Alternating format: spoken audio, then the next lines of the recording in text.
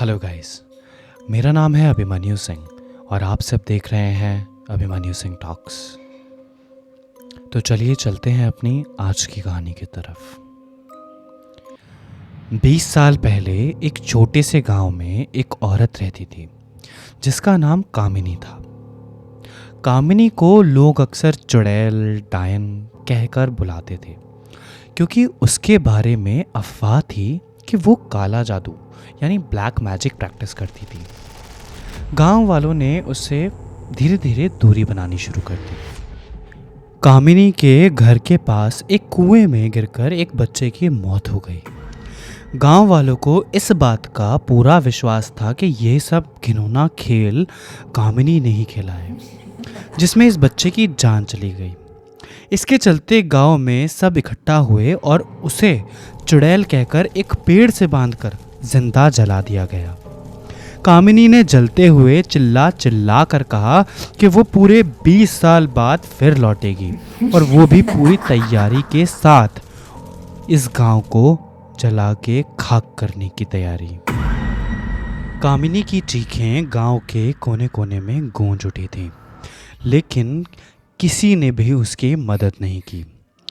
लेकिन उस दिन के बाद से गांव में अजीब और डरावनी घटनाएं होने लगीं। लोग कहते हैं कि कामिनी की आत्मा अभी भी वहां भटक रही है और अपना बदला लेने का मौका तलाश रही है।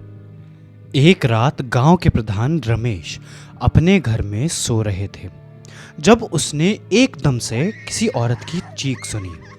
उसने दरवाज़ा खोला तो देखा कि एक काला साया उसके घर के बाहर खड़ा था। उसने जल्दी से अपनी पत्नी को जगाया और दोनों कोई देरी ना करते हुए बाहर निकले, लेकिन वहां पे कोई नहीं था। रमेश इस बात को नजरअंदाज करना चाह ही रहा था, लेकिन अगले दिन सुबह उसके घर के बाहर एक जलती हुई लकड़ी मिली, जिस लकड़ी पर उसका और उसके बेटे का नाम लिखा हुआ था। जब उसने पंचायत में इस बात को गांव वालों के सामने रखा तो गांव के लोगों ने इस बात को सीरियसली नहीं लिया और गांव के लोगों ने इस बात को मजाक समझा। लेकिन धीरे धीरे सबको समझ आने लगा था कि कुछ तो गड़बड़ है, कुछ तो गलत हो रहा है गांव में। एक एक करके उन परिवारों के सदस्य जो कामिनी को जलाने में शामिल थे अजीब हादसों का शिकार होने लगे। किसी का बच्चा रात में गायब हो जाता, किसी के घर में बेवजह आग लग जाती, कुछ लोगों को सोते हुए पूरे शरीर पर खरोंचों के निशान मिलते और कुछ लोगों के हाथों पे कटने के निशान मिलते। और जब उन लोगों से पूछा जाता कि उन सब का ये हाल कैसे हुआ तो उन सब के पास बस एक ही जवाब होता कि उन्हें कुछ भी याद नहीं है कि ये सब उनके साथ कैसे हुआ। पूरे गांव में डर का माहौल था। लोगों ने अंधेरा होने के बाद अपने घर से निकलना तक बंद कर दिया था। एक रात रमेश के परिवार का एक सदस्य, उसका बेटा, अचानक गायब हो गया। उसकी तलाश में सब लोग जंगल में गए, लेकिन उसका कोई पता नहीं चला। अगले दिन उसका बेटा एक पेड़ से लटका हुआ मिला। उसके चेहरे पर एक डरावनी सी मुस्कान थी और उसकी आंखें बिल्कुल सफेद। ये देखकर सब लोग खौफ में आ गए। डर उनके चेहरे से साफ झलक रहा था। गांव के सभी लोग अब समझ गए थे कि कामिनी सच में अब अपना बदला लेने लगी है। एक दिन रमेश ने गांव के सभी लोगों को बुलाया और कहा, देखो, हमें कामिनी की आत्मा को शांत करना होगा। उसने हम सबसे बदला लेना शुरू कर दिया है। अगर हम उसे शांत नहीं कर पाए तो गांव शमशान घाट बन जाएगा देखते ही देखते, वो भी कुछ ही दिनों के अंदर में। गांव के बीचों बीच एक महादेव का मंदिर था। जब वहां के पुजारी को ये सब बताया गया तो उन्होंने साफ साफ कह दिया कि ये काम उनके बस का नहीं है, लेकिन हाँ, वो किसी को जानते ज़रूर हैं जो ये काम गांव वालों के लिए कर सकता है या उनकी मदद कर सकता है। पंडित जी अगली सुबह निकल गए उस इंसान से मदद मांगने जो गांव वालों की मदद कर सकता था। और पूरे 3 दिन बाद पंडित जी लौटे। हाथ में कलश लिए हुए उनके साथ साधु के भेष में एक आदमी था। पुजारी जी ने गांव के प्रधान से कहा कि कल शाम का मुहूर्त है पूजा का। शाम को सब लोग मंदिर में इकट्ठा हुए पूजा के लिए। यज्ञ में एक एक करके आहुतियां दी गईं। जैसे ही वो साधु यज्ञ में आहुति देता, तभी उसके तुरंत बाद ही मंदिर में एक जोरों की चीख गूंज जाती किसी औरत की। कुछ देर बाद पूजा खत्म हुई। अगला मुहूर्त कल का था। उन साधु महाराज ने गांव वालों से कहा कि वो चुड़ैल बहुत शक्तिशाली है। मैंने मंत्रोच्चारण से उसकी कुछ शक्तियां तो बांध दी हैं, लेकिन अब वो बिल्कुल भी शांत नहीं बैठने वाली और वो हमला जरूर करेगी। उस महापुरुष ने सबको सतर्क रहने को बोला।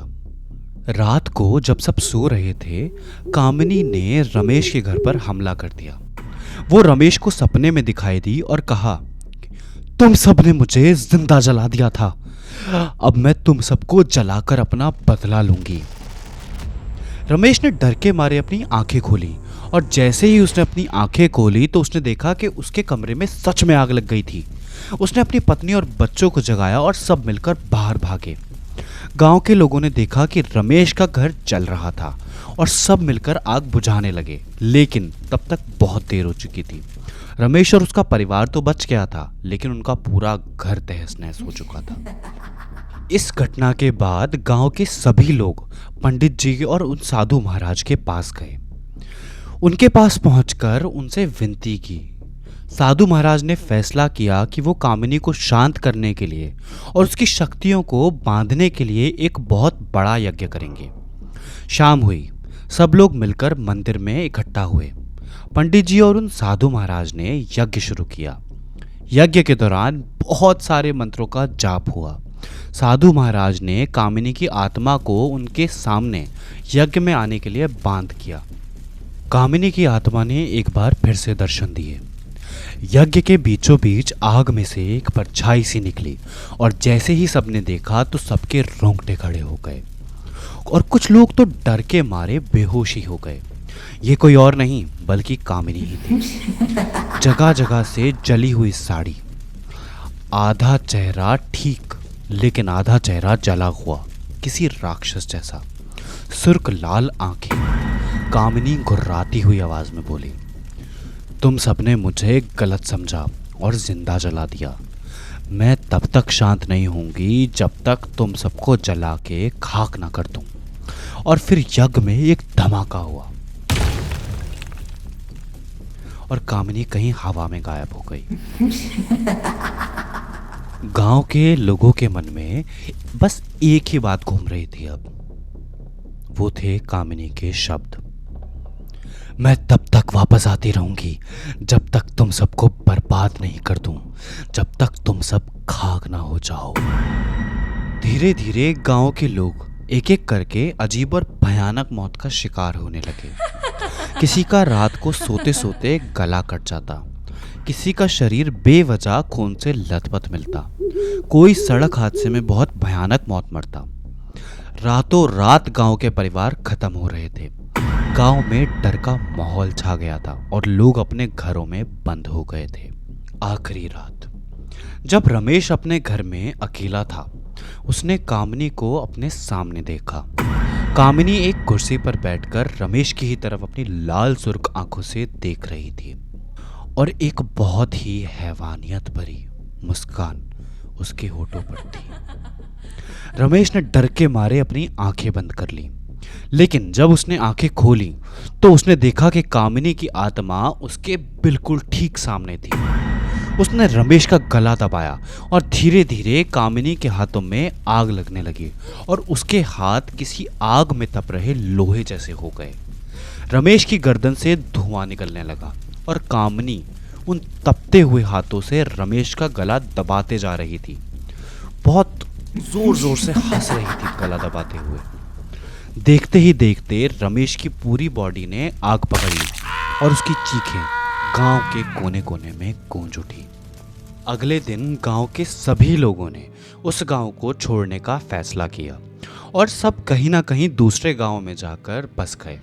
लेकिन आज भी उस गांव के खौफ लोगों के दिलों में है कि कहीं कामिनी को उनके होने की भनक ना लग जाए। आज भी उस गांव में कोई नहीं रहता। लोग कहते हैं कि वहां कामिनी की आत्मा आज भी भटक रही है, अपना बदला लेने के लिए। गांव के कोने कोने में उसकी चीखें आज भी घूमती हैं और आज भी लोग वहां जाने से डरते हैं।